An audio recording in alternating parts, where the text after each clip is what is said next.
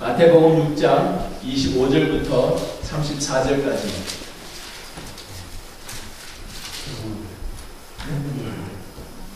형제들이 먼저. 자매님들 먼저.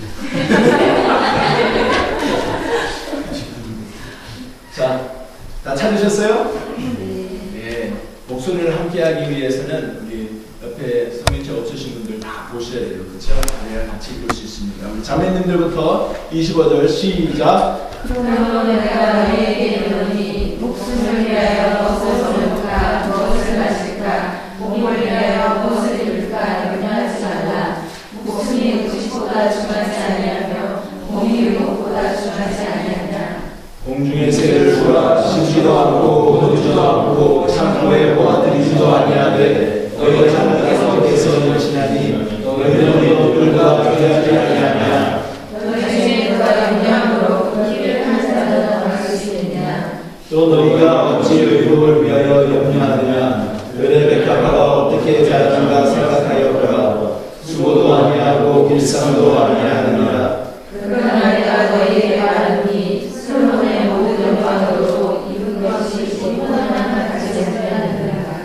오늘 이따가 양의 젖은 줄도 하나님이 이렇게 이기시거든 하물며 너희를 영하면 이미 잡은 자라. 그러므로 염려하여 이르기를 무엇을 먹을까 무엇을 마실까 무엇을 입을까 하지 말라. 이는 다 이방인들이 구하는 것이라. 너희 하나님께서 이 모든 것이 너희에게 할 줄 아시느니라. 그것을 너희는 먼저 그의 나라와 그의 의를 구하라. 그리하면 이 모든 것을 너희에게 더하시리라. 그러므로 내일을 위하여 염려하지 말라. 내일은 내일이 할 것이요 하나님의 그릇은 할 족하니라. 아멘. 여러분 혹시 내가 오늘 죽으면 사랑하는 사람에게 단장의 편지를 쓸 때 여러분 뭐라고 쓰시겠어요? 혹시 그런 생각해 보셨어요? 아니요. 한번 생각해 보세요. 사람에게 가장 이렇게 긴박한 상황이 닥쳐올 때 우리의 본연의 모습과 우리 본연의 가치관이 나올 때가 있어요. 평소에 편안할 때 별로 생각하지 않았던 상황들이 어떤 마지막이라는 그 상황이 닥쳐오면 우리에게는 진실이 나오기도 하고 그 속에 오랫동안 생각해왔던 올바른 가치가 나옵니다. 우리가 생각해보지 않았던 것이기 때문에 오늘 저녁에 여러분들 잠자리에 드시기 전에 나중에 유언장을 쓴다고 생각하신다고 하더라도 어떻게 쓸까? 묘비에 뭐라고 쓸까? 그 내용이 무엇일까? 한번 생각해 볼 수 있으면 좋겠습니다. 오늘 저녁 잠자리에 드시기 전에. 여러분 미국에서 유명한 대통령 중에 한 사람 꼽으라고 하면 누구를 꼽으시겠어요? 존경받는 미국 대통령 아브라함 링컨을 듣는 분들이 대부분입니다. 아브라함 링컨은 좋은 집안에서 태어난 사람이 아니죠. 어려운 환경에서 태어났어요. 그러나 9살 때 어머니를 잃었습니다. 자기 어머니는 참 불행한 여인이었습니다. 그렇지만 꿋꿋이 그의 아들을 믿음으로 키우려고 애썼던 여인이었어요. 그 아브라함 링컨의 어머니가 9살 난 링컨을 두고서 마지막으로 남긴 유언이 있어요. 무슨 이야기를 했냐면 너는 높은 사람이나 부자가 되려고 하기보다는 성경을 읽는 사람이 되어라. 그 한마디를 아브라함 링컨의 9살 난 아브라함 링컨에게 유언으로 남겼다고 합니다. 아브라함 링컨은 성경을 가까이 했던 사람이에요. 아마 그의 어머니의 그 유언을 중히 생각하고 그 평생 동안 그 어머니의 유언대로 실천하려고 애썼던 사람인 것 같아요. 그 일로 인해서 그의 삶이 얼마나 참 존경받는 사람이 됐습니까? 우리는 보통 생각하면 아브라함 링컨은 미국 대통령으로 유명한 사람, 노예 해방에 앞장섰던 사람 그렇게 생각하기 쉽지만 그의 삶은 실패의 연속이었죠. 주 하원 의원, 상원 의원 다 다 낙방합니다. 다 낙방했어요. 자기가 비즈니스 했던 손댔던 거는 24살에도 파산하고, 자기 아버지는 자기가 7살 때 파산하고, 그렇게 가난하게 살았습니다. 아브라함 링컨은 초등학교 중퇴입니다. 그런 삶을 살았던 아브라함, 결국은 그가 61세 때 대통령이 당선됐었죠. 사람들이 그렇게 물었습니다. 당신 너무나 유명한데 그 비결이 어디 있습니까? 자기의 비결은 다름이 아니라 실패가 자기의 힘이었습니다. 나는 사람들이 실패한다고, 실패했다고, 실패자라고 이야기했지만 자기는 그 실패에 대해서 항상 새로운 출발을 했기 때문에 실패자라는 그 이야기가 들리기 전에 자기는 항상 새로운 시작을 했다고 합니다. 그 말씀은 어디에서 나온 걸까요? 잠언서에 있는 말씀. 악인은 넘어지나 의인은 7번 자빠져도 또 일어난다. 자기의 그의 마음속에 성경을 읽은 것을 평생 동안 지켜왔던 아브라함 링컨의 삶 속에 그것이 깊이 남겨져 있었고 그 삶 속에 그대로 적용이 됐습니다. 여러분, 삶에 있어서 중요한 가치관, 마지막이라고 생각했을 때 가질 수 있는 그런 기막한 상황에서 가질 수 있는 진실한, 우리 속에 있는 진실한 가치관, 그것이 무엇인가? 그것을 꼭 붙잡아야 되겠습니다. 그것이 성도라면 성도다운 가치관을 가지고, 교회라면 교회다운 그런 가치관을 가지고 살아야 되겠습니다. 그 핵심이 뭘까? 제가 몇 년 전에 LA 갔던 적이 있습니다. LA에 세미나에 참석했는데 그 세미나에 모였던 목사님들과 같이 함께 저녁 식사를 하러 LA 한국 음식점들이 많이 있는 곳으로 갔어요. 쭉 운전하고 가시던 목사님이 어디를 갈까 고민을 했어요. 그러다가 한국 음식점이 워낙 많으니까. 그러다가 한 군데 그래도 괜찮아 보인다 싶은 횟집에 들어갔습니다. 그래서 횟집에 앉아가지고 주문을 이제 하려고 그 주문 받는 사람이 왔었을 때 서로가 고민했어요. 뭘 시킬까? 그런데 거기에 있는 목사님 중에 한 분이 그 주문 받는 분한테 물었습니다. 흔히들 하는 질문이죠. 이 집에 제일 맛있는 게 뭡니까? 제일 잘하는 게 뭡니까? 그렇게 물었어요. 그랬을 때 주문 받는 사람 항상 그렇게 준비하지 않습니까? 그 사람이 하는 이야기. 이 집에는 짜장면 잘합니다. 중국집에서 이 집에 뭐 잘합니까? 짜장면 잘합니다. 그러면 이해가 되죠. 어떤 집에 갔다고요? 어떤 식당에 갔어요? 횟집에. 일식집에. 횟집에 갔는데 이 집에 제일 잘하는 게 뭡니까? 그랬더니 서슴지 않고 그 주문받는 그 여자가 하는 이야기가 짜장면 잘합니다. 그런 이야기예요. 그 앞에서 우리가 표정 관리한다고 얼마나 애썼는지 모르겠어요. 웃지도 못하고. 그러나 짜장면 시킨 사람 아무도 없습니다. 그리고 그 오더 다 받고 간 후에 앉아가지고 목사님들이 앉아서 무슨 이야기를 했어요? 이 집에 짜장면 잘한다. 그때부터 웃기 시작하면서 하는 이야기가 횟집에는 뭐가 맛있어야 되나? 뭐를 잘해야 되는가? 거기에 유명한 음식 요리가 있어야 돼요. 그것은 일식이나 회 요리여야 돼요. 중국집에는 중국 음식이 맛있어야 돼요. 교회에 큰 사랑 성교교회에 큰 사랑 성교교회는 뭘 잘합니까? 뭘 잘하는 교회가 될까요? 그것이 핵심이에요. 우리가 한 마음 가지는 그런 교회고 하나가 되자 뭐를 잘하는 것에 대한 그 공통된 점이 있어야 되지 않겠어요? 그 핵심을 다 잡고 있어야 되지 않겠어요? 그래야 우리가 한 마음을 가질 수 있고 하나가 될 수 있어요. 내가 생각할 때는 우리 교회는 이걸 잘해야 돼. 내가 생각할 때 우리 교회는 이걸 잘해야 돼. 다 각자가 다르면 그 교회는 하나가 될 수가 없고 한 핵심 가지고 성령님이 아무리 묶어주려고 그러고 아무리 반띵하게 해주려고 역사하셔도 그 가운데서는 그 사이에 반등이 일어나지 않습니다. 이것이 한 교회의 이야기가 아니라 우리 개인의 이야기예요. 나는 죽으면 사람들이 이 사람은 뭐 했던 사람? 나를 바라보면서 주위에 있는 사람들도 이 사람은 하나님을 진짜 사랑했던 사람, 하나님에게 순종했던 사람, 믿는 성도로서의 그 핵심을 그런 붙잡는 그런 사람이 되어야 합니다. 여러분, 귀한 시간 쪽에서 수련이 올라왔어요. 찬양하고 우리가 얼굴만 보는 것으로 그것으로 만족하기에는 너무 아까워요. 우리의 삶의 핵심을 잡는 그런 계기가 됐으면 좋겠어요. 여러분, 지금까지 살아온 인생들 어떻게 살아오셨어요? 앞으로 남은 인생 어떻게 살아가실 거예요? 이 핵심에 대한 것을 꼭 붙잡고 살아갈 수 있으면 좋겠습니다. 그 핵심을 볼 수 있는 것 중에 하나가 바로 우리의 고민거리죠. 여러분, 뭘 위해서 고민하는가? 오늘 말씀이에요. 마태복음 6장에 나와 있는 말씀. 여기 무엇을 가지고 고민합니까? 무엇을 먹을까? 무엇을 입을까? 무엇을 마실까?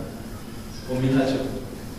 실제적으로 우리가 아침에 일어나서 항상 제일 많이 하는 게 오늘은 뭐 입고 출근해야 되나? 오늘 뭐 입어야 되나?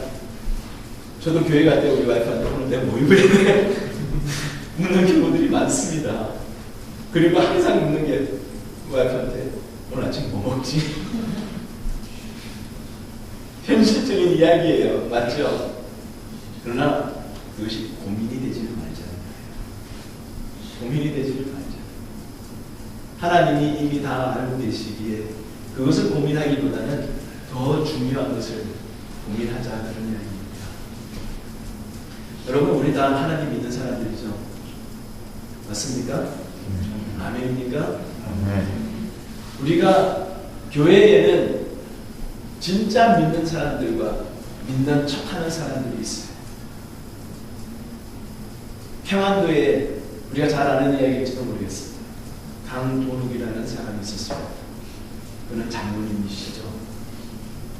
평안도 옛날에 한국의 예루살렘이라 할 만큼 뜨거웠던 지역이죠. 근데 그분은 교육가였습니다. 교육가 집안에 태어난 자녀들은 좀 이렇게 뭔가가 달라지지 않습니까? 교육에. 근데 그 당시에는 여자들에게 교육을 시키지 않았던 시대예요.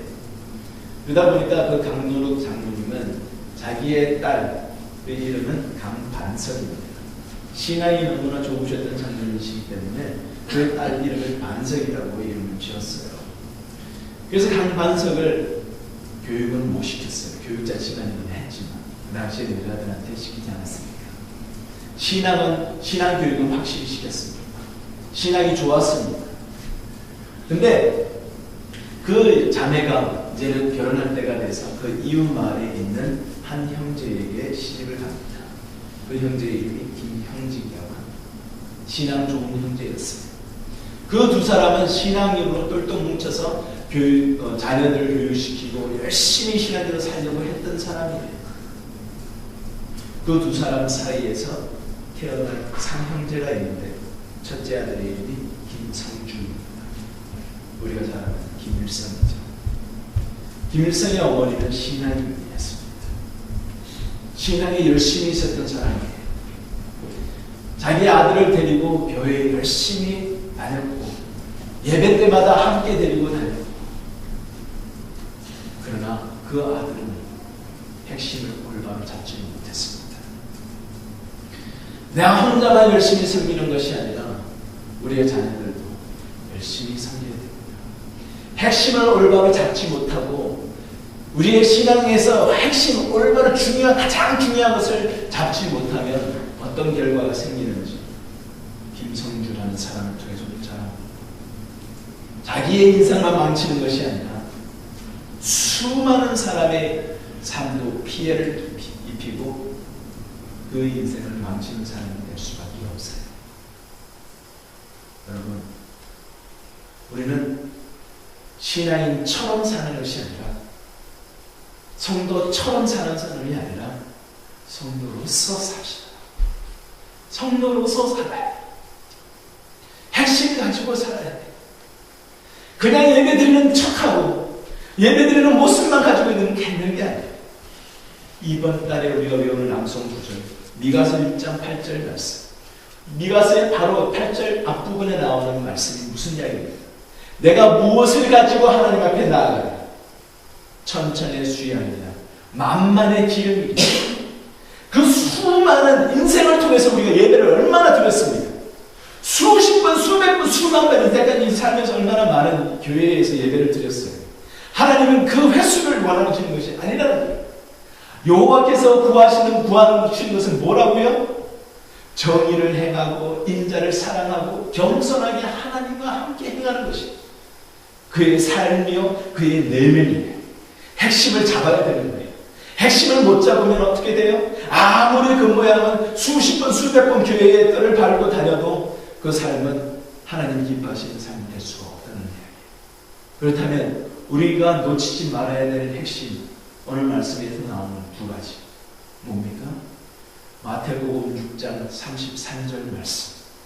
성경 보셔도 되고요. 외우실 수 있는 분 같이 외우셔도 되고요. 같이 한 목소리로 한번 암기해 보도록 하겠습니다. 시작. 너희는 먼저 그의 나라와 그의 의를 구하라. 그리하면 이 모든 것을 너희에게 더하시리라. 하나님이 말씀하시는 핵심 두 가지요. 뭐라고요? 먼저 그의 나라와 그의 의를 구하라. 그의 나라는 His kingdom, 그의 의는 His righteousness. 여러분, 킹덤이 뭐예요? 킹덤은 힘이 다스리는 나라입니다. 왕권의 왕이 가장 엄한 사람이요. 왕이 말하는 것이 곧 법이에요.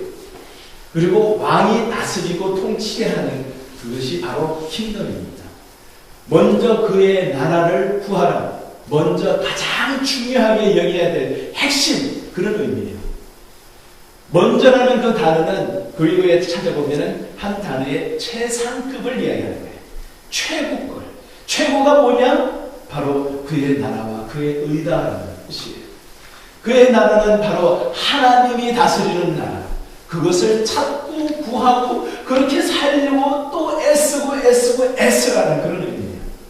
여러분, 믿는 성도라면 그냥 하면 되지 살면 되지 그런 느슨한 그런 모습이 아니에요. 하나님의 그 다스리심에 하나님의 왕리심을 인정하는 왕이신 나의 하나님, 그 하나님을 따르고 순종하고 그 말씀에 엄격하게 목숨 걸고 따를 수 있는 자가 바로 성도예요. 그것이 핵심을 놓치지 않는 사람이에요. 양들은요 참 어리석다고 그래요.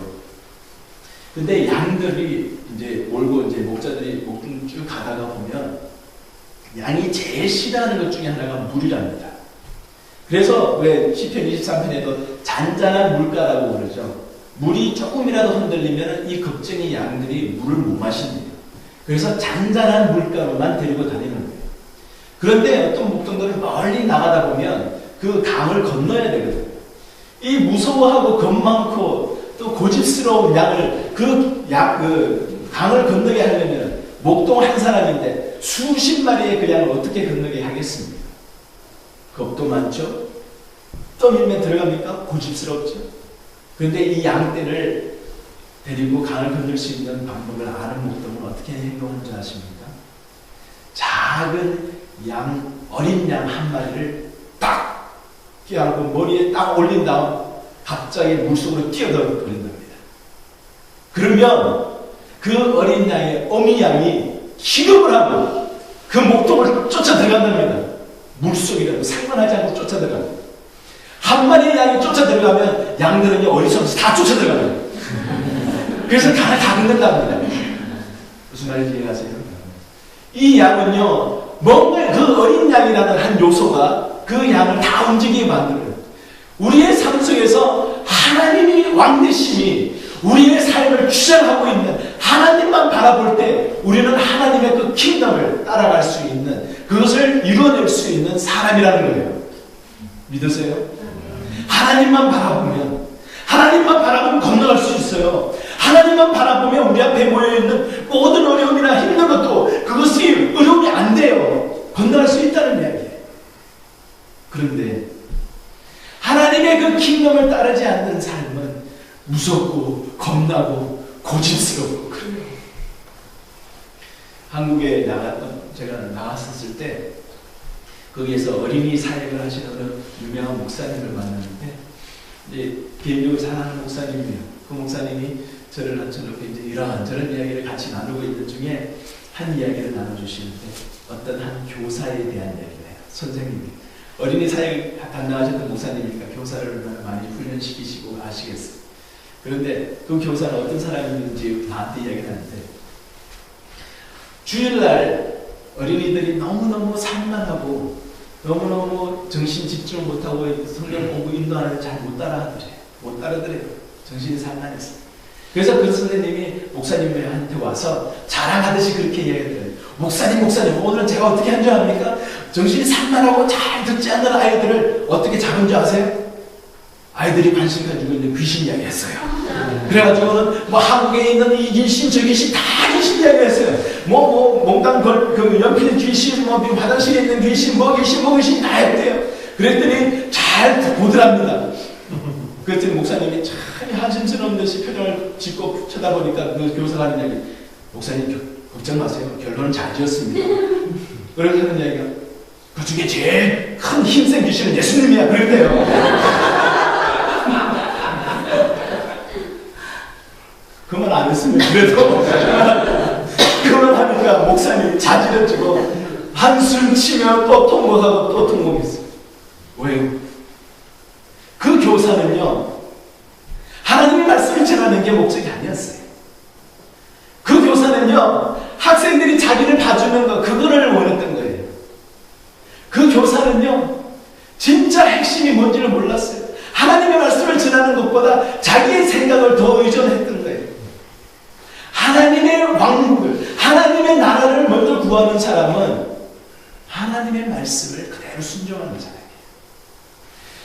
무시하고, 목사님이 하라고 하는 걸 무시하고 자기 마음대로 공과 준비해가지고 마음대로 아이들에게 그냥 사로잡으려는 귀신 이야기가 어디서 드러나왔는지 그 귀신 이야기 하면서 아이들에게 하면서 그래도 미안한 듯이 그래도 결론 잘 지었어요 하는 그런 변명을 대는 모습. 얼마나 우리는 하나님의 나라를 쫓는 사람이라면 하나님의 말씀을 엄격하게 지킬 수 있는 사람이에요. 하나님의 말씀을 우리가 얼마나 경시하냐, 하나님의 말씀을 내가 무시하나, 아니면 하나님의 말씀을 철저하게 어떻게 하면 내가 그 따르려고 노력하나. 피곤할 때도 동일하게, 나에게 손해가 올 때도 동일하게, 남을 힘들게 할 때도 동일하게, 내 생각보다는 하나님의 생각을 따르는 사람, 그 사람이 바로 먼저 그의 나라를 구하는 자예요. 내 자신을 오늘 저녁에 살펴봤으면 좋겠어요. 내가 하나님을 믿는다 하지만, 내가 하나님을 섬긴다고 하지만 조건 달지는 않아. 내 뜻대로 하나님 이해하시죠? 내가 오늘 상황이 조금 그러네요. 내 마음이 좀 그러네요. 물론 하나님 이해하세요. 이해하시죠? 우리를 창조하신 분이 우리를 왜 이해 못하겠어요? 그러나 우리는 그것은 하나님을 따르는, 하나님의 나라를 구하는 자의 삶이 아니라는 거예요. 하나님이 이해는 하시지만 하나님 우세요. 내가 그런 걸 위해서 그 정도의 존재밖에 되지 않니? 네가 조건을 달 만큼 그런 하찮은 하나님. 우리 하나님은 그런 하나님이 아니잖아요. 우리 하나님은 언제나 예배받으실 분. 우리 하나님은 우리의 상황에 맞춰서 어떨 때는 예배받으실 분이고 어떨 때는 예배를 무시해도 되는 분이고, 우리의 형편에 따라서 하나님을 찾기도 하지만 하나님을 경배하기도 하지만 어떨 때는 경배 안 해도 되는, 무시해도 되는 그런 분이라면 그건 아니죠. 우리의 신앙생활 속에서 하나님의 나라를 바로 구하는 그런 사람이 됐으면 좋겠습니다. 우리의 삶의 모습에서 그대로 드러날 수 있기를 바랍니다. 그의 의를 구하는 자, 그의 의를 구하는 자는 어떤 사람일까요? 그의 의는 바로 하나님께서 세워놓으신 기준에 합당한 삶을 살아간다. 내 기준에 합당한 삶, 무엇을 보면 알 수 있냐면 하나님의 기준에 합당한 삶을 살려고 노력하는 사람은 기준이 변하지 않는 거예요. 그러나 내 의의를 따르는 사람은, 하나님의 의의를 따르지 않는 사람은 기준이 이랬다 저랬다, 핵심이 이랬다 저랬다는 거예요.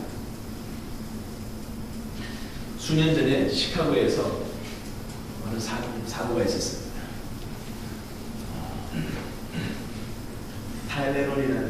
타일레놀 아시죠? 타일레놀이 그 안에 누가 동물을 집어넣어서 독약을 집어넣어서 7명이 죽는 사고가 일어났어요.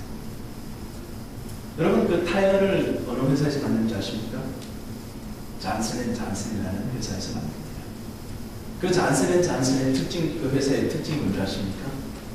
그 잔슨앤잔슨 기업은, 이제는 기업이죠. 그 기업은 영속기업이라고 합니다. 영속기업의 데피니션은 뭐냐면 100년 이상 존재하는 기업이 영속기업입니다. 그 잔슨앤잔슨에서 만드는 많은 물건들, 우리 애기 엄마 아빠들, 전주현님들 잘 알고 그죠? 애기를 키워본 사람 잘 알죠? 잔슨앤잔슨 애기 용품 많이 만들죠. 근데 그 중에 하나가 바로 타일레놀입니다. 그 타일레를 우리가 얼마나 가깝게 많이 사용합니까? 그런데 그 사고, 시카고에서 그 로이라에서 7명이 죽는 사고가 일어났을 때 그 잔슨에서 간부회의를 소집을 했습니다. 그 간부회의를 소집을 해서 어떻게 해야 할까? 이 문제를 어떻게 할까? 하는데 그 간부회의가 5분 만에 끝났다. 너무나 빨리 끝났죠. 5분 만에 끝났는데 그 5분 만에 끝난 그 결정도 너무나 간단했다고 합니다. 미국에 있는 모든 타일러를 회수한다. 모든 타일러를 다 회수한다. 미국 땅덩어리 전체에 흩어져 있는 타일러를 회수하는 데만 해도 1억 원이 든다고 합니다. 1억 불이 든다고 합니다. 1억 달러가 드는 그걸 경비를 가지고 투자를 하면서 그걸 소비를 하면서 모든 타일러를, 알약, 물약 모든 타일러를 다 회수하기로 결정을 했습니다. 그때 주위에 있는 사람들이 마구 아우성을 쳤습니다. 아니, 그게 무슨 말입니까? 우리 회사도 살아야 되지 않겠습니까? 그러다가 부도나면 어떡합니까? 회사 문 닫으면 어떡합니까? 그러나 간부들의 의지는 확고했습니다. 우리는 돈 벌려고 존재하는 기업이 아닙니다. 우리는 사람을 위해서, 생명을 위해서 존재하는 기업입니다. 그래서 그들은 흔들림 없이 잔슨앤잔슨에서 타일러를 모든 것을 다 회수를 했다고 합니다. 여러분, 그가 가지고 있었던 기준은 흔들리지 않았습니다. 하물며 믿는 성도로서 우리가 하나님의 의를 따르는 자라면 상황에 따라서 누가 옆에서 큰 소리 낸다고, 누가 옆에서 자꾸 닥달을 한다고, 누가 옆에서 뭐를 한다고 나의 자존심이 상하니까, 아니면 내가 어떤 형편에 처하니까, 내가 손해를 보니까 부도날 수 있는 위험이 있으니까 그것을 가지고 내 기준이 변해서 이제는 아니야, 내 기준을 바꿔버리고 또 변법하면서 살아가는 그런 삶이 아니라는 겁니다. 온전히 하나님의 기준에서 확고부동하게 우리의 삶 속에서 흔들리지 않는 하나님 믿는 자로서 손해보는 일이 있어도 우리의 삶의 기준이 하나님 기준이, 하나님 기뻐하시는, 사람 위하고 모든 이 세상을 위한 그것의 기준은 흔들리지 않는 그런 삶을 사는 자가 하나님의 의를 구하는 자입니다.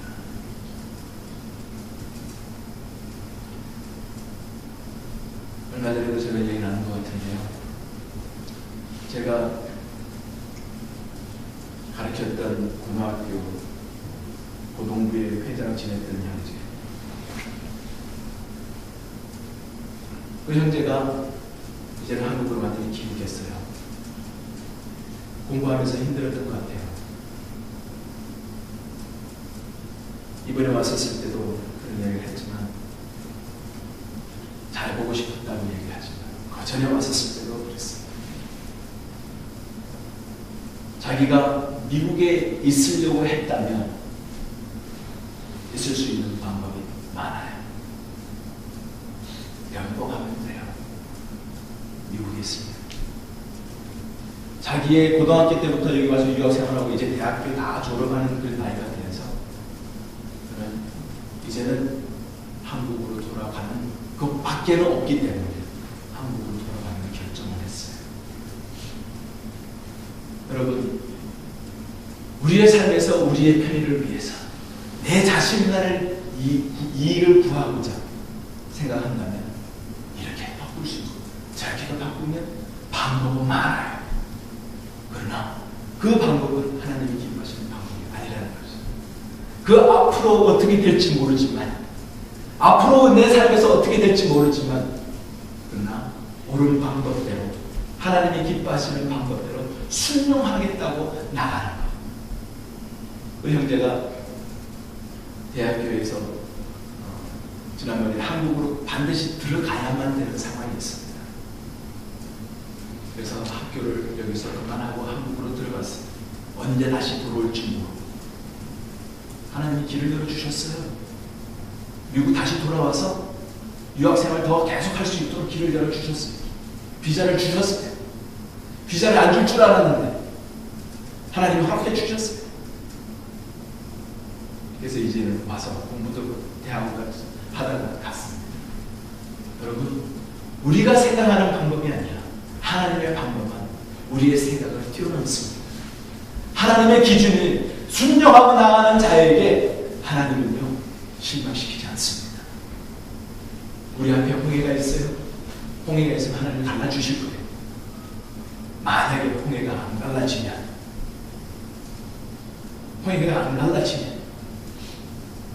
우리 하나님은요 무리를 걷게 하실 거예요.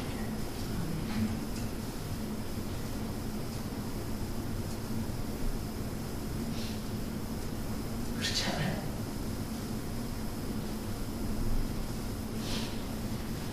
하나님의 기준. 그걸 따르려고 애쓰고 노력하고 발버둥 칠 때 우리의 삶 가운데 하나님이 영광 받으시고 우리의 삶을 하나님이 책임져 주시고